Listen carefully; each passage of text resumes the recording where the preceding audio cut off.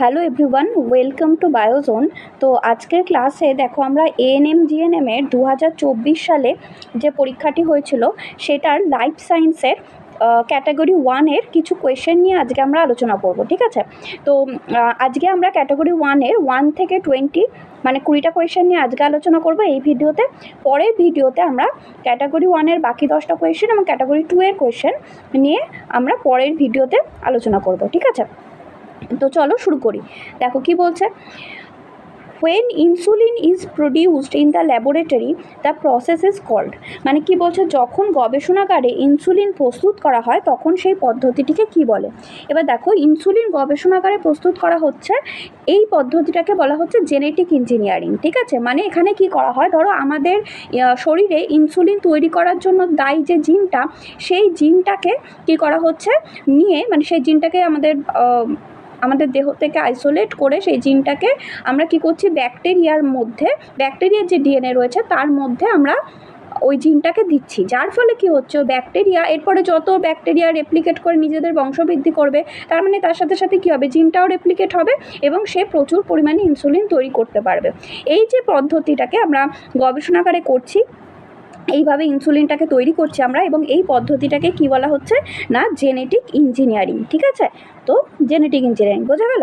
আচ্ছা, এবার দেখো মাইক্রো প্রোপাগেশন মানে কি না, মাইক্রো প্রোপাগেশন মানে এটা হচ্ছে এক ধরনের প্লান্টের একটা হচ্ছে, তুমি বলতে পারো এটা একটা জনন পদ্ধতি। হ্যাঁ, এখানে এর ফলে কি করা যায় না, খুব অল্প সময়ের মধ্যে অল্প জায়গার মধ্যে আমরা কি করতে পারি, একদম ধরো যে মানে মাতৃ যে জীবটা রয়েছে তার হুবহু একদম সেম এবং রোগ জীবাণু মানে রোগ প্রতিরোধ ক্ষমতাযুক্ত আমরা গাছ এখানে তৈরি করতে বা উদ্ভিদ এইভাবে এই পদ্ধতিটা খুব তাড়াতাড়ি তৈরি করতে পারি, ঠিক আছে? এটাকে বলা হচ্ছে মাইক্রো প্রোপাগেশন। মানে তুমি বলতে পারো মাতৃ উদ্ভিদ থেকে একটা সেল নিয়ে সেই সেলটাকে আমরা কালচার করে আমরা একটা ওই মাতৃ উদ্ভিদের একদম হুবহু সেম আর একটা উদ্ভিদ তৈরি করে ফেলতে পারছি খুব অল্প সময়ের মধ্যে, ঠিক? আচ্ছা, বায়ো অ্যাসে বিষয়টা কি, বায়ো অ্যাসে মানে হচ্ছে ধরো কোনো একটা জিনিসের মানে যে কোনো একটা কিছু পদার্থের, মানে যে কোনো একটা কোনো কিছু তুমি বলতে পারো কম্পাউন্ডের, সেটার কোনো লিভিং অর্গানিজমের ওপর তার প্রভাব কতটা, মানে সেই কোনো একটা কম্পাউন্ড ধরো বলতে পারো, বা কোনো একটা ধরো কোনো একটা ডিটারজেন্ট বা কিছু, সেটা একটা লিভিং অর্গানিজমে সেই ডিটারজেন্টেরটাকে কতটা পরিমাণে আমরা ইউজ করলে সেটা মানে কোনো ক্ষতিকারক প্রভাব লিভিং অর্গানিজমের ওপর দেখাচ্ছে। এই যে সমস্ত যে মানে পরিমাপ করা যে জিনিসগুলোকে, এইটাকেই বলা হয় বায়ো অ্যাসে, ঠিক আছে? বোঝা গেল। আচ্ছা, তো তোমাদের এই প্রসঙ্গে বলি, আমার কিন্তু এই চ্যানেলের প্লেলিস্টে দেখবে এএনএম জিএনএম বলে প্লেলিস্ট করা আছে, সেখানে কিন্তু 2025 সালের সমস্ত কোয়েশ্চেন লাইফ সায়েন্সের আমি এই রকম বিস্তারিতভাবে ডিটেলে আলোচনা করেছি, এবং এর থেকে আরও এক্সপেক্টেড কী কী কোয়েশ্চেন হতে পারে সেগুলো নিয়েও আলোচনা করেছি। তো তোমরা যদি ভিডিওটা না দেখে থাকো অবশ্যই চ্যানেলের প্লেলিস্টে গিয়ে দেখো, ঠিক আছে? তো চলো পরের প্রশ্নে যাওয়া যাক। দেখো কি বলছে, in our body fat functions as the solvent of, কি বলছে, আমাদের শরীরের নিম্নলিখিত কোন যৌগটি ফ্যাটে দ্রাব্য। এই 2025 সালেও যে প্রশ্ন এসেছিলো সেখানে আমি প্রতিটা ভিটামিনের নাম, কেমিক্যাল নাম আমি বিস্তারিতভাবে আলোচনা করেছি, ওখানে দেখো ভিডিওটা। তো সেক্ষেত্রে তোমরা জানো ভিটামিন বি এবং ভিটামিন সি হচ্ছে জলে দ্রাব্য, এবং বাকি যে ভিটামিনগুলো রয়েছে আমাদের vitamin A, vitamin D, vitamin E এবং ভিটামিন কে, এইগুলো হচ্ছে আমার ফ্যাটের দ্রাব্য, ঠিক আছে? এবার এখানে দেখো, এখানে যে টোকোফেরলটা রয়েছে না, দেখো এই যে টোকোফেরলটা রয়েছে, এই টোকোফেরলটা হচ্ছে আসলে ফ্যাটের দ্রাব্য। টোকোফেরলটা মানে কি বলো তো, টোকোফেরল হচ্ছে এটা কিন্তু ভিটামিন ই, ঠিক আছে? টোকোফেরলটা হচ্ছে আসলে ভিটামিন ই এর কেমিক্যাল নাম, ঠিক? আচ্ছা, এবার দেখো এই যে থায়ামিন কার কেমিক্যাল নাম বলো তো? থায়ামিন হচ্ছে বি1 এর হচ্ছে থায়ামিন। রাইবোফ্লাভিন কার? রাইবোফ্লাভিন হচ্ছে ভিটামিন বি2 এর কেমিক্যাল নাম হচ্ছে রাইবোফ্লাভিন, ঠিক আছে? নিয়াসিন কি? নিয়াসিন হচ্ছে ভিটামিন বি3 এর কেমিক্যাল নাম হচ্ছে নিয়াসিন, ঠিক আছে? ভিটামিন বি3 এর কেমিক্যাল নাম হচ্ছে নিয়াসিন, বোঝা গেল। আচ্ছা, এবার দেখো এখানে এখানে তোমাদের আরেকটা জিনিস আমি বলে দিই, এই যে টোকোফেরল বা ভিটামিন ই এর যদি তোমার অভাব হয়, অভাবজনিত কী রোগ হতে পারে, ভিটামিন ই এর অভাবজনিত রোগ হিসাবে তুমি বলতে পারো বন্ধ্যাত্ব দেখা দিতে পারে, ঠিক আছে? আর ভিটামিন বি1 এর বা ভিটামিন বি1 যেটা থায়ামিন, এর অভাবজনিত রোগ হচ্ছে বেরিবেরি, কী নাম না, বেরিবেরি। ভিটামিন বি2 বা রাইবোফ্লাভিনের অভাবজনিত রোগের নাম কি? এটার অভাবজনিত রোগের নাম হচ্ছে গিয়ে তোমার চিলোসিস বা স্টোমাটাইটিস, মানে দেখবে আমাদের এটা আমাদের অনেকেরই হয়, দেখবে আমাদের জিভের ভেতরে খুব ব্যথা হয়, সাদা সাদা একটু গোল গোল টাইপের মানে ফুসকুড়ি টাইপের হয়, ওইটাই হচ্ছে স্টোমাটাইটিস, ঠিক আছে। আর চিলোসিসটা হচ্ছে ওরকমটাই, আমাদের একই জিনিস প্রায়, আমাদের এই ঠোঁটের দুপাশে মানে একটু মানে ক্ষত টাইপের তৈরি হয়, চর্মরোগ আর কি এগুলো। তো সেটা হচ্ছে রাইবোফ্ল্যাভিনের অভাবজনিত রোগ। আর ভিটামিন B3 বা নিয়াসিনের অভাবজনিত রোগের নাম কি? পেলেগ্রা, ঠিক আছে, কি না? পেলেগ্রা, বোঝা গেল? আচ্ছা, তো এখানে আমাদের আনসার হবে টোকোফেরল। তো চলো পরের প্রশ্নে যাওয়া যাক। দেখো কি বলছে, নিম্নলিখিত কোন নাইট্রোজেনযুক্ত ক্ষারটি ডিএনএতে থাকে না? ডিএনএতে থাকে না বলেছে। আচ্ছা বলো তো ডিএনএতে থাকে কি কি? অ্যাডেনিন, গুয়ানিন, সাইটোসিন, থাইমিন ডিএনএতে থাকে। আরএনএতে কি হয়? আরএনএতে কি হয়? আরএনএতে এই যেটা থাইমিন রয়েছে, থাইমিনের পরিবর্তে থাকে ইউরাসিল, তাই তো। এবার দেখো এখানে কি বলেছে, নিম্নলিখিত কোন নাইট্রোজেনযুক্ত ক্ষারটি ডিএনএতে থাকে না? ডিএনএতে থাকে না বলেছে, তাহলে অবশ্যই কী হবে? ইউরাসিল হবে, তাই না? ইউরাসিল আমাদের কোথায় থাকে? ইউরাসিল আরএনএতে থাকে, তাহলে এটা ডিএনএতে থাকে না। আচ্ছা এবার দেখো এখানে তোমরা একটা জিনিস বলে দিই, এই যেটা অ্যাডেনিন বা এ কিন্তু কি হয়? ডবল বন্ড তৈরি করে। এ ডবল বন্ড টি অ্যাডেনিন থাইমিনের সাথে ডবল বন্ড, মানে দুটো হাইড্রোজেন বন্ধনীর মাধ্যমে যুক্ত থাকে, এবং এ ডবল বন্ড টি আর একটা হয় কি? জি ট্রিপল বন্ড সি। জি মানে কি? গুয়ানিন, তাই তো। গুয়ানিন সাইটোসিনের সাথে হচ্ছে কি করছে? গুয়ানিন সাইটোসিনের সাথে ট্রিপল বন্ড বা তিনটা হাইড্রোজেন বন্ধনের মাধ্যমে যুক্ত থাকে, ঠিক আছে। এটাও কিন্তু তোমরা মাথায় রাখবে। আচ্ছা আরেকটা জিনিস তোমাদের এখানে বলে দিই, এর মধ্যে পিউরিন কোনগুলো, পিরিমিডিন কোনগুলো? পিউরিন হচ্ছে আমাদের এ আর জি, ঠিক আছে। এ আর জি হচ্ছে আমাদের পিউরিন, ঠিক আছে। আর সি আর টি বা ধরো তোমার আরএনএর ক্ষেত্রে এটা ইউ হবে, এরা হচ্ছে পিরিমিডিন, ঠিক আছে। তার মানে অ্যাডেনিন আর গুয়ানিন, ঠিক আছে। অ্যাডেনিন আর গুয়ানিন হচ্ছে কি? পিউরিন, এবং সাইটোসিন আর থাইমিন বা ইউরাসিল এরা হচ্ছে পিরিমিডিন, ঠিক আছে। আচ্ছা আরেকটা জিনিস তোমাদের বলবো এখান থেকে ইম্পর্টেন্ট, সেটা হচ্ছে যদি তোমাকে বলে নিউক্লিওটাইড, যেটা আমরা জানি নিউক্লিক অ্যাসিড, যেটা ডিএনএ বা আরএনএ এর গঠনগত একক কি? নিউক্লিওটাইড কী কী নিয়ে তৈরি হয়? পেন্টো শর্করা থাকে সেখানে একটা, আর কি থাকে? পেন্টো শর্করা থাকে, ফসফেট থাকে বা ফসফরিক অ্যাসিড থাকে, আর থাকছে নাইট্রোজেন বেস, তাই তো। এই তিনটাকে নিয়ে আমরা বলছি নিউক্লিওটাইড। যদি নিউক্লিওসাইড জিজ্ঞেস করে, নিউক্লিওসাইড কি? এই যে নিউক্লিওটাইড থেকে যদি আমি ফসফেট গ্রুপকে বাদ দিয়ে দিই, তাহলে যেটা থাকে মানে পেন্টোজ শর্করা নাইট্রোজেন বেস মিলে তৈরি হয় আমার নিউক্লিওসাইড। বোঝা গেছে এই অবধি? আচ্ছা ঠিক আছে, তো চলো পরের প্রশ্নে যাওয়া যাক।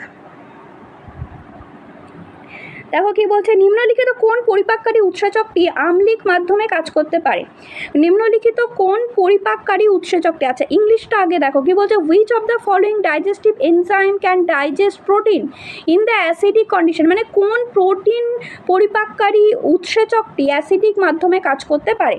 এখানে তোমার আনসার হবে পেপসিন, ঠিক আছে। এখানে আনসার কী হবে তোমার? পেপসিন হচ্ছে আমাদের স্টমাকের পেপটিক সেল, বা যেটা তোমার স্টমাকের বা আমাদের পাকস্থলীর চিপ সেল, ঠিক আছে। চিপ সেল বা পেপটিক সেল থেকে, বা আর একটা এর নাম আছে জাইমোজেন সেল, ঠিক আছে। কি নাম? না জাইমোজেন সেল। এর থেকে এই পেপসিনটা খরিত হয়, এবং এই পেপসিনোজেন হিসাবে খরিত হয়। পেপসিনোজেনটা হচ্ছে নিষ্ক্রিয় ফর্ম, পেপসিনের নিষ্ক্রিয় রূপ হচ্ছে পেপসিনোজেন। এই পেপসিনোজেন রূপে এরা স্টমাকের এই পেপটিক সেল বা চিপ সেল থেকে খরিত হয়ে এবার এটা কি করে, ওই তোমার যে পাকস্থলী বা স্টমাকেরই আরেকটা সেল রয়েছে, যেটা হচ্ছে কি প্যারাইটাল সেল, ঠিক আছে। কি নাম? না প্যারাইটাল সেল। সেই সেল থেকে তোমার খরিত হচ্ছে HCl বা হাইড্রোক্লোরিক অ্যাসিড। এই HCl বা হাইড্রোক্লোরিক অ্যাসিড কি করছে? স্টমাকের ভেতরের পরিবেশটাকে অ্যাসিডিক বানিয়ে দিচ্ছে। কেন অ্যাসিডিক বানাচ্ছে? না এই অ্যাসিডিক পরিবেশেই পেপসিনোজেন কনভার্ট হচ্ছে কিসে? পেপসিনে, মানে কি হচ্ছে? নিষ্ক্রিয় ফর্ম থেকে অ্যাক্টিভ ফর্ম তৈরি হচ্ছে পেপসিন। এই পেপসিনই এরপরে কি করবে? প্রোটিনকে ভেঙে কি তৈরি করবে? প্রথমে প্রোটিনকে ভেঙে তৈরি করে পেপটোন, ঠিক আছে। বোঝা গেল এই অবধি? আচ্ছা এইবার দেখো আরেকটা জিনিস তোমাদের এখানে বলে দিই, দেখো ট্রিপসিন যেটা রয়েছে, ট্রিপসিনও কিন্তু হচ্ছে প্রোটিন ডাইজেস্টকারী একটা এনজাইম, কিন্তু ট্রিপসিন খরিত হয় অগ্নাশয় বা প্যানক্রিয়াস থেকে, ঠিক আছে। প্যানক্রিয়াসের যে অ্যাসিনি রয়েছে বা অ্যাসিনার সেল যেটা রয়েছে, সেখান থেকে ট্রিপসিন খরিত হচ্ছে, এবং কোথায় খরিত হচ্ছে? ওখান থেকে খরিত হয়ে এটা সোজা চলে আসে ক্ষুদ্রান্তের ডিওডিনামে, ঠিক আছে। এখানে এসে তারপরে এই ট্রিপসিন কি করে? ট্রিপসিন যেটা তোমার প্রোটিন কি করেছিল, যেটা তোমার পেপসিন কী করেছিল, পেপসিন প্রোটিনকে ভেঙে পেপটনে পরিণত করেছিল। ট্রিপসিন এরপরে কী করছে, ওই পেপটনকে ভাঙছে, ভেঙে কিসে পরিণত করছে, পেপটাইডে পরিণত করছে। বোঝা গেল? এবার এই ট্রিপসিনের এই যে কাজ করার জন্য, ট্রিপসিন কিন্তু এই যে স্মল ইন্টেস্টাইনের বা ক্ষুদ্রান্তের ডুওডেনামে যে কাজ করছে, ট্রিপসিন কিন্তু সামান্য ক্ষারীয় মাধ্যমে কাজ করে। এখানে মিডিয়ামটা কিন্তু অ্যাসিডিক নয়, এখানে মিডিয়ামটা ক্ষারীয়। ঠিক আছে? আরেকটা যে তোমার এনজাইম রয়েছে ইরিপসিন, এই ইরিপসিন এনজাইমটা খরিত হচ্ছে স্মল ইন্টেস্টাইন থেকেই এই এনজাইমটা খরিত হয়। ঠিক আছে? এটাও তোমার কি করছে, এই যে প্রোটিন ভেঙে এখন কি হয়েছে, প্রোটিন এখন ভেঙে পেপটাইড হয়ে রয়েছে। এই পেপটাইডকে একদম ভেঙে দিয়ে ও কী করে, অ্যামাইনো অ্যাসিড, যেটা প্রোটিনের একদম সরলতম রূপ, প্রোটিন ভেঙে যে অ্যামাইনো অ্যাসিড তৈরি হয় সেইটা একদম ভেঙে দিচ্ছে হচ্ছে ইরিপসিন। এবং ইরিপসিনও কিন্তু এই অ্যাসিড, তুমি বলতে পারো ইরিপসিনও হচ্ছে সামান্য ক্ষারীয় মিডিয়াম বা অ্যালকালাইন মিডিয়ামে কাজ করে, অ্যাসিডিক মিডিয়ামে কিন্তু নয়। এই জন্য আমার আনসার কিন্তু এক্ষেত্রে হলো পেপসিন। বোঝা গেছে? এই জন্য আমার অ্যান্সার এক্ষেত্রে হলো পেপসিন, কারণ আমাকে জানতে চেয়েছে আম্লিক মাধ্যমে কাজ করে। ঠিক আছে? এই তিনটেই কিন্তু প্রোটিন ডাইজেস্ট করছে, পেপসিন, ট্রিপসিন, ইরিপসিন তিনটেই প্রোটিন ডাইজেস্ট করছে। কিন্তু পেপসিনের কাজ করার জন্য অ্যাসিডিক মিডিয়াম দরকার, কিন্তু ট্রিপসিন বা ইরিপসিনের কাজ করার জন্য কিন্তু ক্ষারীয় মিডিয়াম দরকার। বোঝা গেল? আচ্ছা, আরেকটা জিনিস দেখো, এখানে যেটা রেনিন রয়েছে, এই রেনিনটা আমাদের কিডনি থেকে খরিত হয়। এখানে এই যে রেনিনটা এখানে দেওয়া রয়েছে, এটা কিডনি থেকে খরিত হয়। এটা আমাদের, তুমি বলতে পারো আমাদের বডির ব্লাড প্রেশার বা যেটা মানে দেহে যে জলের ভারসাম্য বজায় রাখতে এটা হেল্প করে। ঠিক আছে? আচ্ছা, তো চলো পরের প্রশ্নে যাওয়া যাক। দেখো কি বলছে, which of the following is not formed from haemoglobin within hour liver. দেখো কি বলছে, নিম্নলিখিত কোন যৌগটি যকৃতে হিমোগ্লোবিন থেকে উৎপন্ন হয় না। আচ্ছা দেখো, আমাদের যখন রেড ব্লাড সেলের ভেতরে তো তোমরা জানো লোহিত রক্তকণিকার ভেতরে হিমোগ্লোবিন থাকছে। এবার এই লোহিত রক্তকণিকাটা যখন মানে বয়স্ক হয়ে যাচ্ছে, মানে 120 দিন বাঁচে মোটামুটি লোহিত রক্তকণিকা, তো যখন এর আয়ু শেষ হয়ে যাচ্ছে তখন এটা কী হয়, যকৃতে গিয়ে ভেঙে যায়। ঠিক আছে? তো প্রথমে ভাঙলে কী হয়, এই যে হিমোগ্লোবিনটা ভেঙে গিয়ে কী হয়, হিম আর গ্লোবিন দুটোতে ভাঙে। সেটা নিয়ে তো হিমোগ্লোবিন, হিম মানে যেটা আয়রন বা লোহা যেটা থাকে, আর গ্লোবিন প্রোটিন, এই দুটোতে ভেঙে যায়। এরপরে যে হিম, যেটা হিমটাকে হিম আরও ভাঙে, যকৃতে হিম ভেঙে এরপরে তৈরি করে কি না, বিলিভার্ডিন। কি তৈরি করে? বিলিভার্ডিন। এইটার কালারটা অনেকটা কিন্তু গ্রিনিশ কালারের। ঠিক আছে? বিলিভার্ডিনের কালার অনেকটা গ্রিন কালারের। এরপরে বিলিভার্ডিন আবার ভেঙে যায়, ভেঙে গিয়ে তৈরি করে কি, বিলিরুবিন। ঠিক আছে? বিলিরুবিনটা হচ্ছে তোমার ইয়েলো কালারের, অরেঞ্জ টু ইয়েলো কালারের হয়। ঠিক আছে? তার মানে যদি আমাকে কি বললো যে এই হিমোগ্লোবিন থেকে আমার তাহলে কী কী উৎপন্ন হলো, এক সেকেন্ড, হ্যাঁ, হিমোগ্লোবিন থেকে আমার তাহলে কী কী উৎপন্ন হলো না, হিমোগ্লোবিন থেকে আমার তৈরি হলো তুমি বলতে পারো হিম, বিলিরুবিন, বিলিভার্ডিন তিনটেই তৈরি হয়, কিন্তু এই যে লেসিথিন এটা তৈরি কিন্তু হয় না। তাই এক্ষেত্রে আনসার হবে এটা, যেখানে আমাকে বলেছে নিম্নলিখিত কোন যৌগটি যকৃতে হিমোগ্লোবিন থেকে উৎপন্ন হয় না বলেছে। ঠিক আছে? এই জন্য আমার আনসার হবে লেসিথিন। লেসিথিন হচ্ছে এক ধরনের লিপিড বা ফসফোলিপিড বলতে পারো। লেসিথিন আমাদের যে সেল মেমব্রেন হয় না, যেটা আমাদের কোষ পর্দা, সেই কোষ পর্দার একটা গুরুত্বপূর্ণ উপাদান তুমি বলতে পারো লেসিথিন। এটা হচ্ছে একটা ফসফোলিপিড। ঠিক আছে? তো চলো পরের প্রশ্নে যাওয়া যাক। দেখো কি বলছে, বলছে at present how many nuclear power plants are there in India. আচ্ছা, এই কোয়েশ্চেনটা মনে হয় তোমাদের মানে অ্যান্সারগুলো এখানে তোমাদের ঠিক দেওয়া নেই। এখানে বেসিক্যালি অ্যান্সারটা হবে দেখো 7টা। ঠিক আছে? আমাদের নিউক্লিয়ার পাওয়ার প্লান্ট কটা রয়েছে ইন্ডিয়াতে, এখানে কিন্তু আমাদের আনসার হবে 7টা। অ্যাকচুয়াল সঠিক অ্যান্সার হবে 7টা। ঠিক আছে? কিন্তু এখানে অপশান অনুযায়ী তুমি এখানে অপশান অনুযায়ী তুমি 6টা করতে পারো, যে অপশান অ্যাকর্ডিং। ঠিক আছে? এখানে মানে অ্যান্সারটা ঠিক দেওয়া নেই, অপশানগুলো ঠিক নেই। অ্যাকচুয়াল যদি তুমি বলতে চাও তো আমাদের পারমাণবিক বিদ্যুৎ কেন্দ্র কিন্তু ভারতে রয়েছে 7টা। ঠিক আছে? যেমন ধরো তোমাকে যদি আমি একবার শর্টে ছোটো করে বলে দিই, যেমন ধরো রাজস্থানে রয়েছে, রাজস্থানে যে পারমাণবিক বিদ্যুৎ কেন্দ্রটা রয়েছে তার নাম হচ্ছে রাওয়াত ভাটা, রাজস্থানের রাওয়াত ভাটা। আমাদের মহারাষ্ট্রে রয়েছে তারাপুর। ঠিক আছে? আমাদের কর্ণাটকে রয়েছে কৈগাত, সেটার নাম হচ্ছে, পারমাণবিক কেন্দ্রটার নাম হচ্ছে কৈগা। আরেকটা এছাড়া রয়েছে উত্তরপ্রদেশ আমাদের রয়েছে, সেটার নাম হচ্ছে নারোরা, উত্তরপ্রদেশে রয়েছে। ঠিক আছে? এরকম রয়েছে। এছাড়া তামিলনাড়ুতে তোমরা দুটো দেখতে পারবে, একটা হচ্ছে কি কুন্ডানকুলাম আর একটা হচ্ছে কালপাক্কাম। ঠিক আছে? এগুলো মোটামুটি তুমি দেখতে পারো। আর একটা যেটা রয়েছে গুজরাটে রয়েছে, সেটার নাম কি, কাকড়াপাড়। ঠিক আছে? টোটাল 7টা বলে দিলাম, এগুলোই কিন্তু আমাদের রয়েছে। তো চলো পরের প্রশ্ন যাওয়া যাক। দেখো কি বলছে, সঠিক ক্রমটি লেখো। আচ্ছা দেখো, সঠিক ক্রমটি লেখো, এইটা তোমরা দেখো অপশন বি হবে। দেখো কি হয়, মানে বলছে কিভাবে স্টিমুলাসটা আমাদের সেন্ট্রাল নার্ভাস সিস্টেমে যায় এবং সেখান থেকে কিভাবে আবার মানে আমরা রেসপন্সটা করি, তার সঠিক অর্ডারটা তোমাকে এখানে বাঁচতে বলেছে। তো অপশন বিটা হবে। দেখো এখানে কি হচ্ছে, প্রথমে স্টিমুলাসটা আসছে, ধরো তোমাকে একটা মশা কামড়ালো, হ্যাঁ, ধরো তোমাকে একটা মশা কামড়ালো মানে স্টিমুলাস। সেই স্টিমুলাসটা কী করছে, তারপরে যাচ্ছে কোথায়, গ্রাহকে, মানে রিসেপ্টার, মশাটা কামড়াচ্ছে সেটা তোমার স্কিনের রিসেপ্টার সেটা গ্রহণ করছে, তারপর সেটা সেন্সারি নিউরনের মাধ্যমে তোমার চলে যাচ্ছে কেন্দ্রীয় স্নায়ুতন্ত্রে। ঠিক আছে, তাহলে মশা কামড়ালো, আমাদের সেটা গ্রহণ করলো স্কিনের রিসেপ্টার, সেটা সেন্সারি নিউরন দিয়ে সেটা চলে গেল কেন্দ্রীয় স্নায়ুতন্ত্রে। এবার কেন্দ্রীয় স্নায়ুতন্ত্র তখন সঙ্গে সঙ্গে কী বলছে যে ধরো তুমি মশাটাকে মারবে, ঠিক আছে, তো ধরো সঙ্গে সঙ্গে আরেকটা হাতকে মানে সিগন্যাল পাঠাচ্ছে কেন্দ্রীয় স্নায়ুতন্ত্র, তো কিসের মাধ্যমে পাঠাবে, মোটর নিউরনের মাধ্যমে। তারপরে সেইটা কী হবে, কারক, মানে কি হচ্ছে এফেক্টার, মোটর নিউরন আরেকটা হাতকে, এখানে এফেক্টার হচ্ছে তোমার হাত, এফেক্টার অর্গান মানে তোমার আরেকটা হাত, যে হাতটা দিয়ে তুমি ওই মশাটাকে মারবে। তো ঠিক আছে, তো এই মোটর নিউরনের মাধ্যমে তোমার আরেকটা হাতের কাছে সিগন্যাল পৌঁছে গেল এবং সেই হাতটা তোমার মশাটাকে মেরে ফেললো, মানে কি করলো, সাড়া দিল, রেসপন্স করলো। বোঝা গেলো? তাহলে এইটা হচ্ছে পুরো অর্ডারটা হয়। তো এক্ষেত্রে অপশন টুটা হবে, অপশন বিটা হবে ঠিক আনসার। ঠিক আছে, তো চলো পরের প্রশ্নে যাওয়া যাক।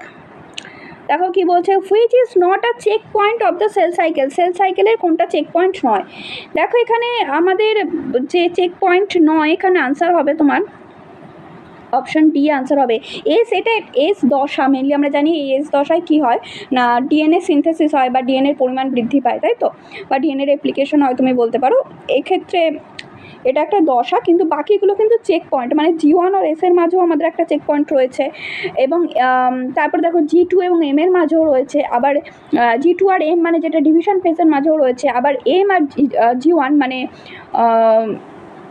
ডিভিশনের শেষে আবার G1 যখন ঢুকছে তখনও কিন্তু আমাদের চেক পয়েন্ট রয়েছে, কিন্তু এসটা এখানে দশাটাকে বোঝাচ্ছে, তো এক্ষেত্রে এটাই অ্যান্সার হবে। ঠিক আছে, আচ্ছা, তো এক্ষেত্রে তোমরা তো এটা জানো, আগের ভিডিওতে মানে আমি আলোচনা করেও ছিলাম যে আমাদের টোটাল যে সেল সাইকেল যেটা ধরো রয়েছে, এরকম যদি আমি ভাগ করি, তাহলে প্রথমে ধরো তোমার কী আসবে, G1 ফেজ আসবে। ঠিক আছে, G1 হবে, তারপর সেখান থেকে কী হবে, এস হবে, তাই তো, এস হবে, দেন হচ্ছে কী হবে, G2 হবে।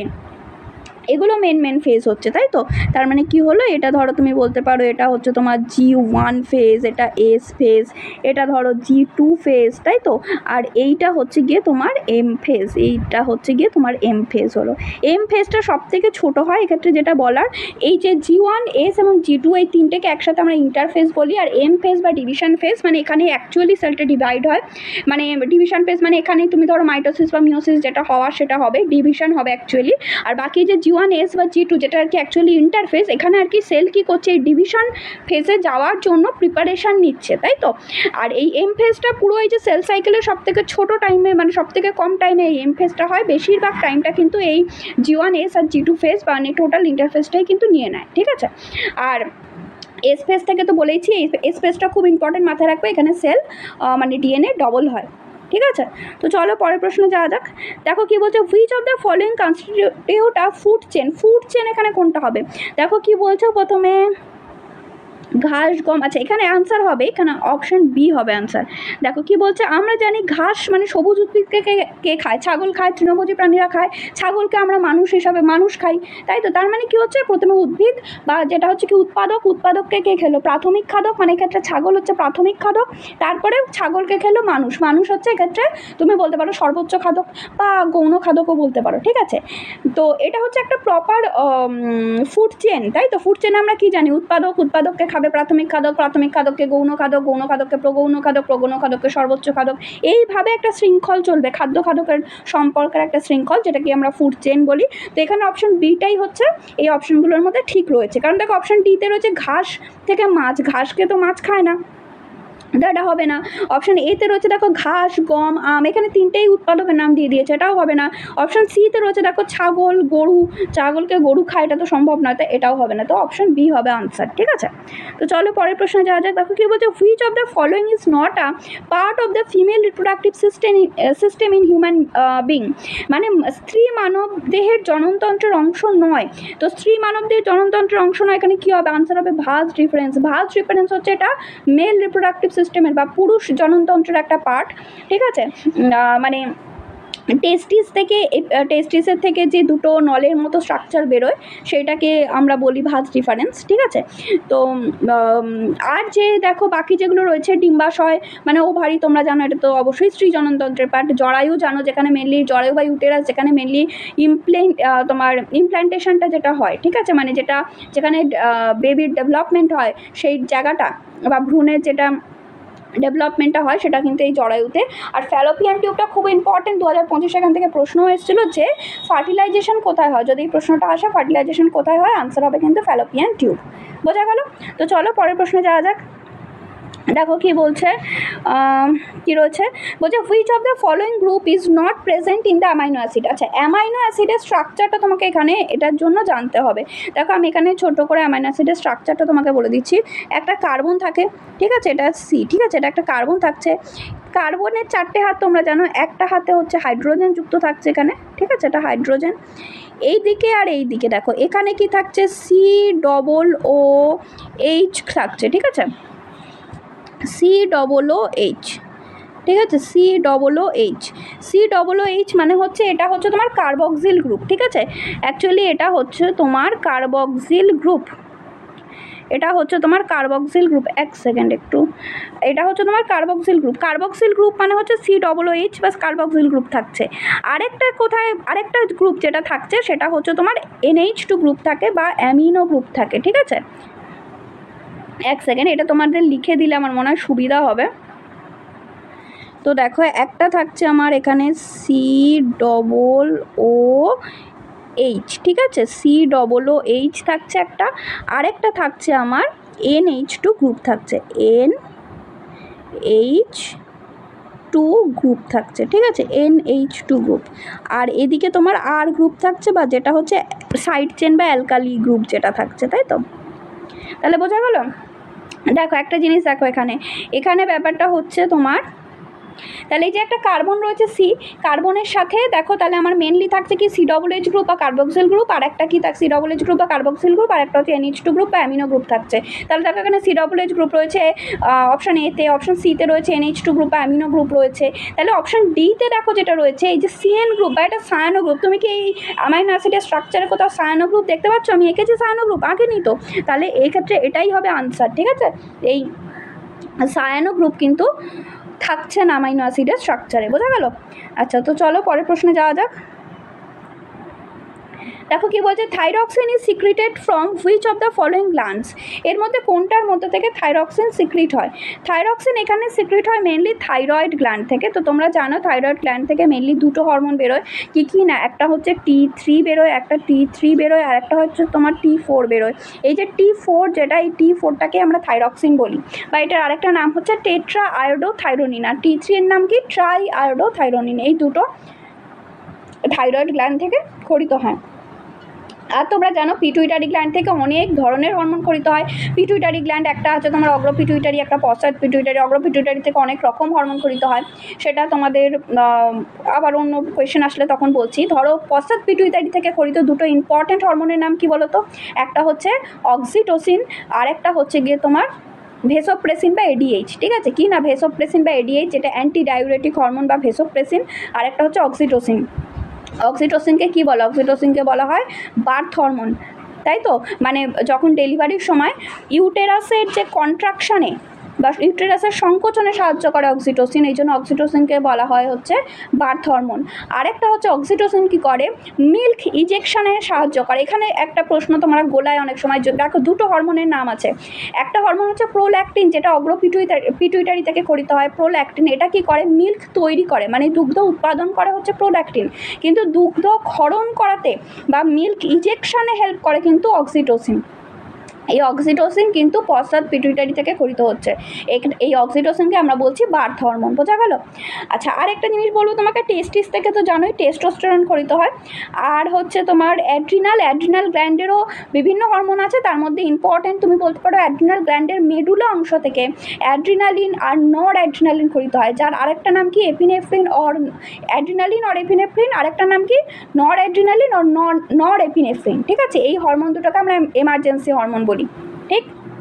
আচ্ছা, বোঝা গেল? আচ্ছা, দেখো আমি যেগুলো আলোচনার মাধ্যমে তোমাদের এক্সট্রা পয়েন্টগুলো বলছি, প্রতিটা খুব ইম্পর্টেন্ট, প্রতিটা থেকে কিন্তু কোয়েশ্চেন হতে পারে। আলোচনাগুলো খুব মন দিয়ে শুনবে, ঠিক আছে? তো দেখো কী বলছে, which of the following is associated with Schwann cell. মানে এখানে বেসিক্যালি সোয়ান সেল নিউরনের স্ট্রাকচারটা মনে করবে, তারাই পারবে সোয়ান সেল কোথায় থাকে। সোয়ান সেল আমাদের মেনলি অ্যাক্সনে থাকে, তো এই ক্ষেত্রে অ্যাক্সন আনসার হয়ে যাবে। আচ্ছা, আর সাইন্যাপসটা কী বলো তো? ডেনড্রাইট, সেল বডি, এগুলো তো জানো তোমরা, নিউরনের স্ট্রাকচারেই তোমরা এগুলো পাবে। জানো সাইন্যাপসটা কি না, দুটো নিউরনের মাঝের যে মানে একদম ক্ষুদ্র বা মাইক্রোস্কোপিক যে গ্যাপ, সেটাকে আমরা সাইন্যাপস বলি, তাই তো? আচ্ছা, তো চলো পরের প্রশ্নে যা কী বলছে দেখো, which of the following is the vestigial organ of human. হিউম্যানের ক্ষেত্রে নিষ্ক্রিয় অঙ্গ কী হবে? হিউম্যানের ক্ষেত্রে নিষ্ক্রিয় অঙ্গ হচ্ছে তোমার অ্যাপেন্ডিক্স, ঠিক আছে? অ্যাপেন্ডিক্স হচ্ছে নিষ্ক্রিয় অঙ্গ। অ্যাপেন্ডিক্স আমাদের বৃহদন্ত্র বা লার্জ ইন্টেস্টাইনে যুক্ত থাকে অ্যাপেন্ডিক্স। তো অ্যাপেন্ডিক্স বেসিক্যালি এটাকে নিষ্ক্রিয় অঙ্গ কেন বলছি না, যখন কি হচ্ছে আগেকার দিনে মানে আদিম মানুষের টাইমে মানুষ তো তখন কাঁচা সব কিছু খেত, তো এই অ্যাপেন্ডিক্স বা তুমি বলতে পারো যেখানে অ্যাপেন্ডিক্স যেখানে অ্যাটাচ থাকে বা লার্জ ইন্টেস্টাইন বা বৃহদন্তের যে অংশে অ্যাটাচ থাকে সেটার নাম সিকাম।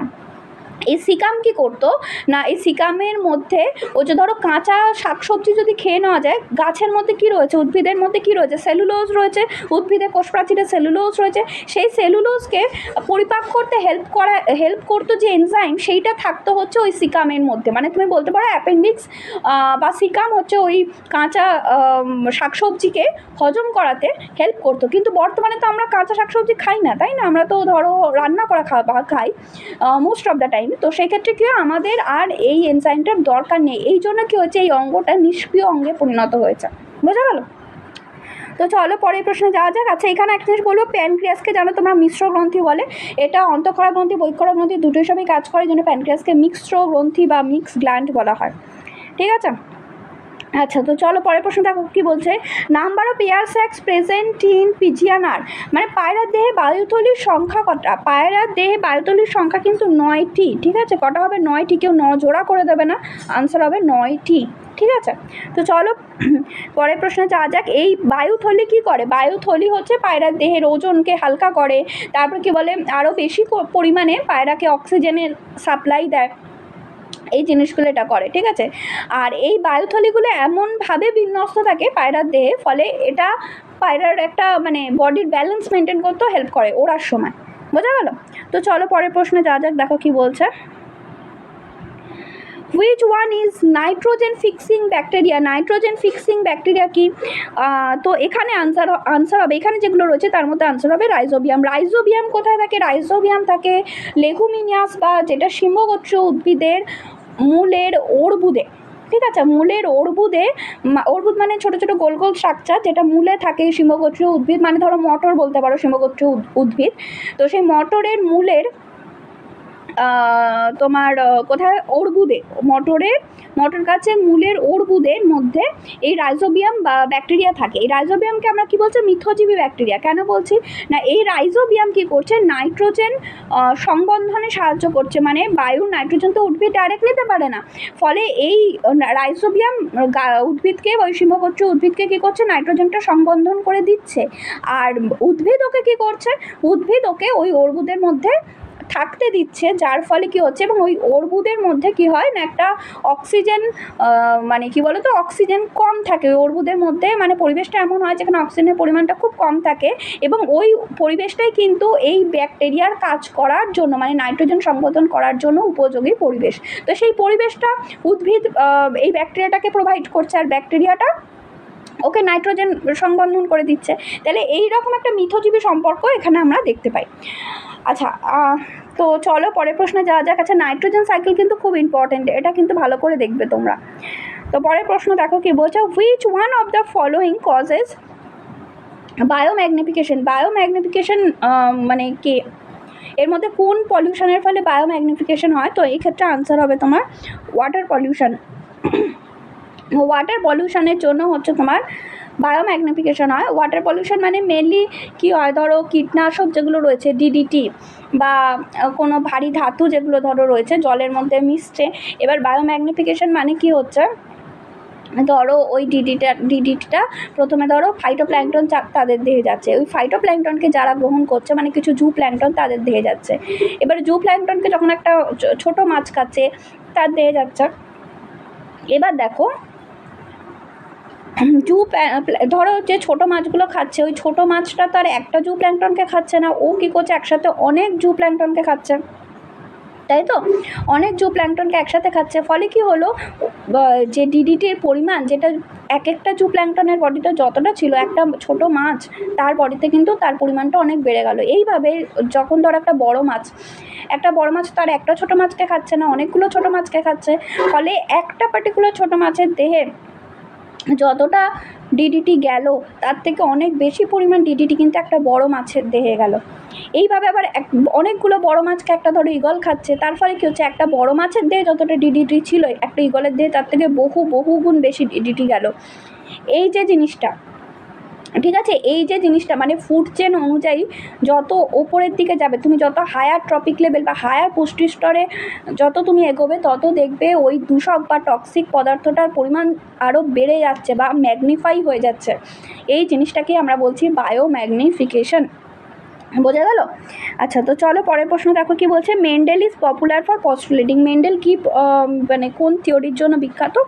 এখানে তোমরা জানো এখানে হবে ল অফ ইনহেরিটেন্স, তাই তো? ল অফ ইনহেরিটেন্সের জন্য মেন্ডেল বিখ্যাত। মেন্ডেলের সূত্রকটার নাম কি? মেন্ডেলের যে মোনোহাইব্রিড ক্রস যেটা রয়েছে মানে এক সংকর জনন যেটা রয়েছে, তো সেখানকার দুটো ইম্পর্টেন্ট সূত্রর নাম কি? একটা হচ্ছে ল অফ ডমিনেন্স মানে প্রকটতার সূত্র, আরেকটা কি? ল অফ সেগ্রিগেশন, তাই তো?